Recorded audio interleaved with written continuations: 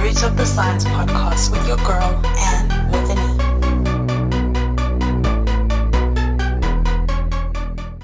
Hello everyone, and welcome back to another episode of the Root of the Science podcast with your girl, Anne with an E. A big welcome to all the new listeners of the show.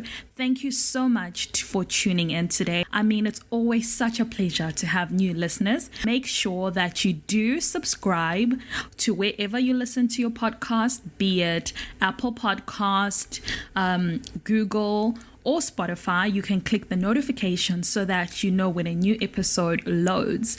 And remember, you can follow on the social media platforms. For example, you can follow on Twitter and Instagram at the same handle, Root of the Sci Pod, or you can follow on Facebook and LinkedIn at the Root of the Science podcast. And make sure that if you want to contact us and you want to be part of the show, you can also send an email at the Root of the Sci Pod at gmail.com, or you can send a DM. Do not be afraid to send me a DM on my personal Twitter, LinkedIn, or Facebook. I'll also just thank you so much to all the regular listeners. Love having you back. Yay.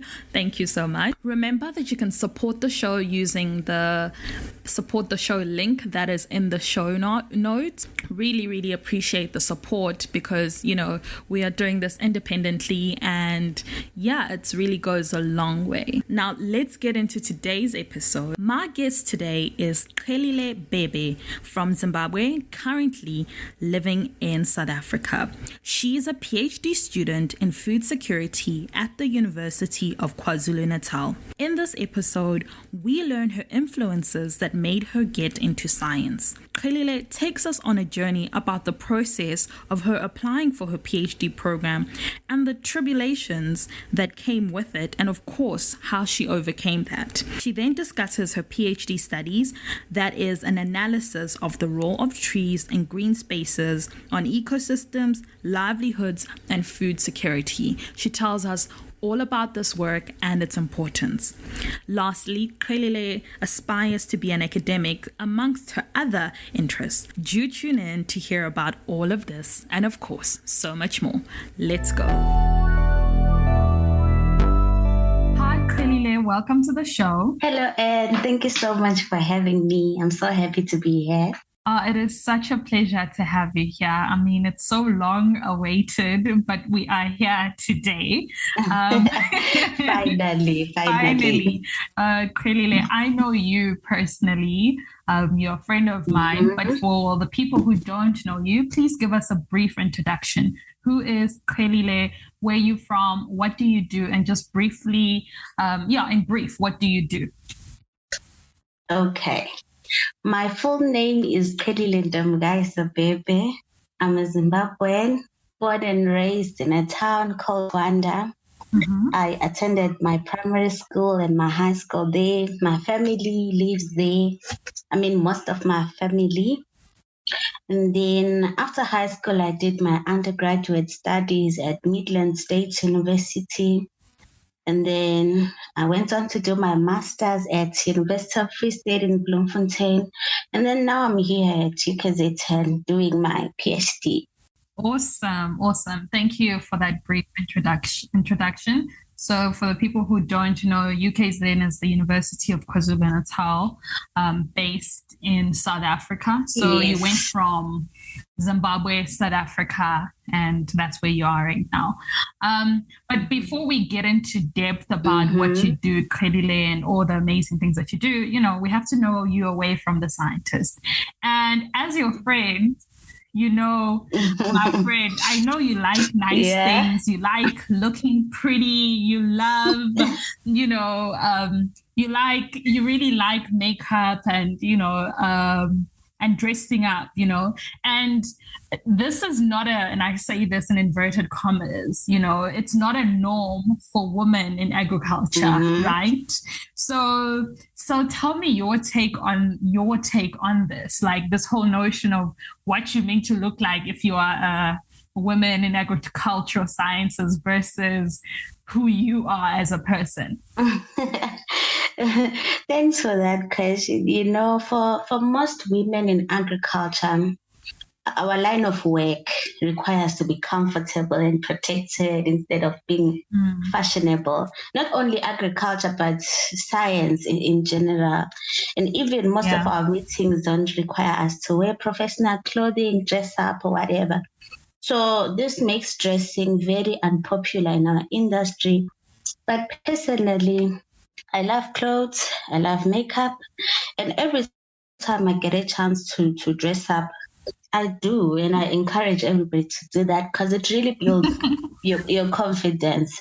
And makeup has been a lifesaver for me because I struggled with the acne that doesn't want to go away. So on days where I just want to cover my imperfections, I wear it. In fact, it's the main reason why I decided to learn how to do my makeup properly. And it's the best thing ever because I love how it makes me feel. It makes me feel good. It makes me look good. Yeah. And it's quite true. I mean, like you said, that the reason why most women in agricultural sector or in other lines of science, why they don't dress up is obviously because, like you said, it's for comfort, it's for the purpose, for protection, And but I love how I think in these new age scientists that are coming out now, it's like, hey, I'm gonna wear my red lipstick with my lab coat on, and a wig, and I'm gonna look cute, and a wig. And do my nails, even though they're short, but I'm just gonna do it, Yeah. And it's exactly what you said. It's for yourself. It's for your own confidence. It's to make you feel good. So no, I really love that. And all the time. And it works. It does, whatever you need to do to feel good about yourself. So I'm just also do it. I'm also all for that. Okay, Qhelile, let's go now back to the beginning. Let's backtrack before you're this beautiful scientist, because that's what you are. Hey, you come there slaying in your scientist brand. But let's start from the beginning. You mentioned that you are from Zimbabwe. Most of your family is there. Let's talk about your influences. Did you always sort of know that, going into agriculture, going into science is where you wanted to be? Were there people around you who influenced you? Or was it something that you sort of just landed up here? What is your story? I think I just landed up here. The only thing I knew was my parents were teachers. My grandparents were teachers. Everybody in my family, almost everybody is a teacher or a nurse. Those are the only professions that I kind of knew. I'd never really given thought to what I wanted to do. So when I got to high school, it was mandatory to actually choose a practical subject. And I chose agriculture because people were just saying it's easy to pass, blah, blah, blah. So I just followed. But that was not true. But at the same time, it was not that bad. I passed, I got a B in my O-levels. I continued and did it in my A-levels and I got an A. And because it had been my strongest point, I continued with it in university. And I did a crop science degree. So I sailed through university. My grades were fairly good. They were not bad. My classmates were the best. I actually enjoyed my university, my undergraduate university time. So the passion, my passion for the field grew, and I graduated. And agriculture had actually won me over by the time I graduated. So I decided to pursue a master's in the agricultural field. My mind was already made up. I applied as soon as I finished my degree, and I got accepted at the University of Free State. But that master's was not easy. I sailed through, finished my master's in sustainable agriculture, and now I'm here. I had known earlier, when I was in first year, second year, that I wanted to be an academic. So here I am doing my PhD, and everything has been according to plan ever since. Oh wow, that's amazing that you knew from the get-go that academia is where you want to go to and this is what you want to do. Yes. Like not I really admire people who know that from the get-go. I know with many other people it's like what happened with you in agriculture where it grows on them over It time. just Like grew on me. yeah. Yeah. But for you, that you are like, okay. But I think then it goes back to the point of where you were saying that most of your parents were teachers. So maybe Yes, I think. that probably is why you are like, okay, being an academic, a teacher is probably where you want to be, right? Yes, yes, but I still want to explore that. Now I'm grown, I've been exposed to a whole lot of other things. I Mm, see people do this, do that, and mm, also the internet has also mm, exposed us to a lot of possible careers. But I still want to explore that. I still want to be a teacher at some point, mhm. and at university level, of course, because I think now I have the academics to qualify me to teach at the university level. And I Mm. wish that one of these days I get the opportunity to do that, but alongside with a whole lot of other things also. Things. Oh, Yeah. fantastic. Fantastic. Well, we can't wait to see where you end up. And yeah, this is only the beginning. And speaking Yeah. of where you are right now, your PhD. We've had Mm-hmm. conversations on the side personally that getting your PhD program was not so easy. Because I think people, when you are in your PhD, people are like, "Oh my goodness, wow, you're going to become a doctor. That's amazing." But we don't really talk about the journey to get there. Yeah. You said that you had to apply a number of institutions with little success. So, was there a point in your application process? And I'm sure somebody out there who's listening can probably relate, maybe not for a PhD, maybe for a master's or even an undergraduate program, where you Mm-hmm. thought, you know what, leave it, let me just leave it, let me just give up. What made you continue? I never thought of quitting because I don't easily give up, especially on this because my mind had already been made up that I was going to do a PhD. But now the problem was with who and where. Initially, my wish was to study abroad. And I even went on to take an English test. I sent a lot of applications.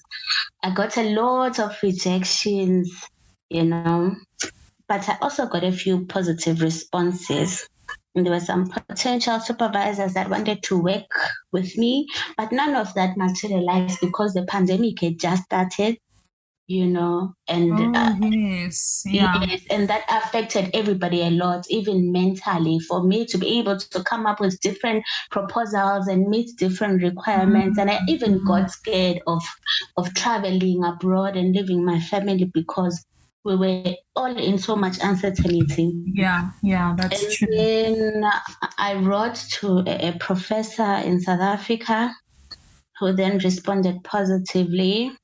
And since then, we've been working together, now in my second year, and I believe that I'm at the right place at the right time. Wow, I love your grit and your perseverance and your determination. And I think the Thank fact that you. you already had it from the onset served you really well Mm-hmm. because a PhD is all about persevering and continuing and Exactly. you never die spirit. Yeah. And And speaking of, sometimes I'm like, yeah. what did I put myself into? What, what was I trying to do? But I'm halfway through it now, Yeah. and yeah, I No, no, just have to finish.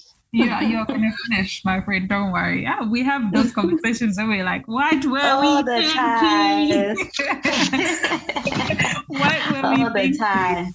Oh my Okay, so God. let's talk about your PhD study, right? Um, your PhD study is is an analysis on the role of trees and green spaces on ecosystem, livelihoods, and food security. So tell us more about this project, what it involves, and why is it so important? Okay.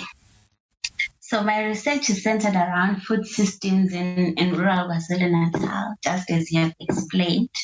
And I'm looking at how trees and green spaces in general, and this means that all vegetation has contributed to people's livelihoods, to ecosystems, as well as their food and nutrition security. So the study areas that I chose have heard reforestation projects done on them, but have still remained poverty-stricken. So my study is kind of like a follow-up to see how that restoration on the ecosystem has impacted the lives of people living in those communities.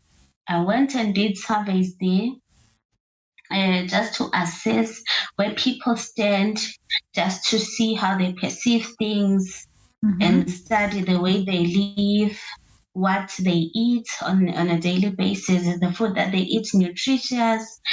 Are they even food secure? And so that way the outcomes of my study can influence the change of their mindset if there's need. And the main goal is to fight poverty, protect the ecosystem, and also grow and harvest food in a way that is sustainable. So right now my study is broad, it's transdisciplinary. It looks at many different aspects. It's not just one thing, because it's livelihoods, it's ecosystems, it's food and nutrition security. All these things are linked in a way. So it leans more on the social sciences side because it looks at how people think basically and how people live. And I think that even though it's still on the social sciences side, I'm a crop scientist, and the goal for all of us is to bring about food security. That, in simpler terms, is to make food available and accessible for everyone, not forgetting other pillars, of course, like food stability and food utilization. And of course, globally, we are still not on track in achieving this because everybody has the right to food, but not everybody is getting food to eat. Yeah. But my study seeks to contribute to food being, to us becoming food secure globally. And even though it seems far-fetched now, but we can still try. Oh, wow, Qhelile. It sounds like a very interesting study that you're doing. It's obviously, the blend, or you mentioned rather that it is a transdisciplinary project. So it's got your crop science and the social science. So I wanted to ask you your take, because science is moving into that blend of where various different disciplines are working together. As a crop scientist, how has that been for you being in these different disciplines with this particular research? Very interesting. I like the fact that I'm not limited in any way. I can look at a whole lot of other things because, to be honest, they are interlinked, and there's a whole lot of other aspects as well that feed into food security issues like gender, like policy. But I'm not looking at those. I just chose to actually link these three and look at these three, and probably I hope to come up with a framework that will change a lot of things, and also help us in terms of achieving some of the sustainable development goals as a region and most probably globally as well. I mean, and it does link with so many of the sustainable development goals or the SDGs. So, and I think that's the beauty of food security, where it's not just purely science, but it brings in all of these aspects, which actually affects, which in the real world setting, they all actually go hand in hand, be it gender, be it the environment, which you are touching on, be it the food and everything. So this is obviously very important work. And I wish you all of the best as you finish up the studies of your PhD. So away from the PhD, right? You mentioned earlier that as much as you'd love to be an academic, you also want to be able to do other things on the side. it. And it seems like you're starting in this because away from your work, you actually have a blog where you share your thoughts on all things agriculture and academia and your research. And you're also wanting to potentially venture into a podcast and what was it, a media company in the future. So tell us more about that, about these different types of projects that you do away from your research. So I'm a blogger. I have a blog where I share my opinions and my experiences about academics, agriculture, careers, and also entrepreneurship. And I'm also looking into expanding that to all things that have to do with media in the agricultural spaces. So please pray for me. Pray for me because it's a lot. It's a lot of work. I'm the number one fan. I am the one who's saying you can do it. I believe that I can do it, and I believe that it's doable. I've seen other people do it and succeed in it. So I hope that by next year I'd have expanded and started new things as well. No, I'm so excited for that. And I think it's very important for you to translate Thank you. Your work. So what exactly is your blog about? You just told us you're a blogger. What do you blog about for somebody who's interested and might want to potentially read your blog or your other ventures? What will it be about? It's mainly about for now, it's mainly about academia and also agriculture. So on the agricultural side, I've written about agribusiness ideas. I've written about careers in agriculture. And on the academic side, I've written about reasons that one could possibly have, or rather, reasons why you should do a PhD, reasons why you should not do a PhD. I've also written about my experiences as well, and how I'm coping as a PhD student and how it's been like. And I've also, on some blog posts, I guide people on how they can apply and choose proposals that are suitable for them. So basically, that's it. That's so informative. And I'm sure for somebody who's listening, this is a type of work. It's an educational blog. Yes, it's so important. So we'll definitely put your blog, your details in for somebody to check, and also your various social media. Yes, please. It's qhelilebhebhe.com.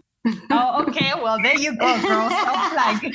qhelilebhebhe.com. Yeah. Nice. Okay. I wanted to ask, you mentioned that in one of your blogs, you talked about the reasons of why you should do a PhD. And I'm sure you get this, right? Where people are like, oh, why are you doing your PhD? So for you, why are you doing your PhD? Where do you see yourself in the future? And how will this PhD be beneficial for you? Okay. There are so many reasons why I do this, but the one that I can think of right now at the top of my head is I want to teach at some point in my life. So a PhD is the highest possible qualification that one can acquire when they want to be an educator. That's one of the reasons why. And also, everything that I do now is me trying to accumulate skills and experiences and the knowledge for the vision that I have for myself. That is me being a teacher, me being an academic, and me being an entrepreneur. So I believe that it's going to be very beneficial in my career. I also want to be involved in work that promotes food security at regional level and even globally, such as the formulation of policies that would possibly positively impact food systems and also agri-technology, since you all know that we are now in the fourth industrial revolution. Everything is centered around technology. So I have huge interest in that as well, and I'm excited to see how food systems will change in, let's say, the next decade or so. Secondly, I'm doing this PhD, and that makes me an academic, right? So I look forward to publishing my work, networking, and interacting with experts in my field, learning something that will possibly help the people that are around me, help my students, help my community, you know. And lastly, I see a lot of problems and gaps in the current food value chain, especially in our region. That I mean Southern Africa. That means there's room for entrepreneurship. In other words, there's countless opportunities for young people like me and you to be innovative, to make a difference, and in the process, make money for ourselves. So I think that this PhD will definitely put me in a better position in life.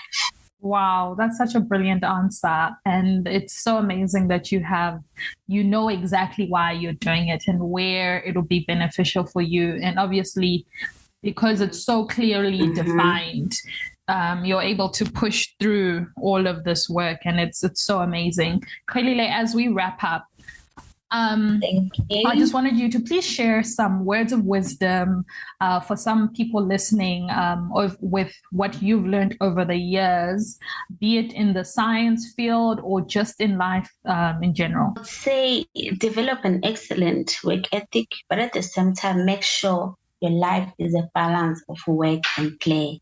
You can't work all the time, and also you can't play all the time.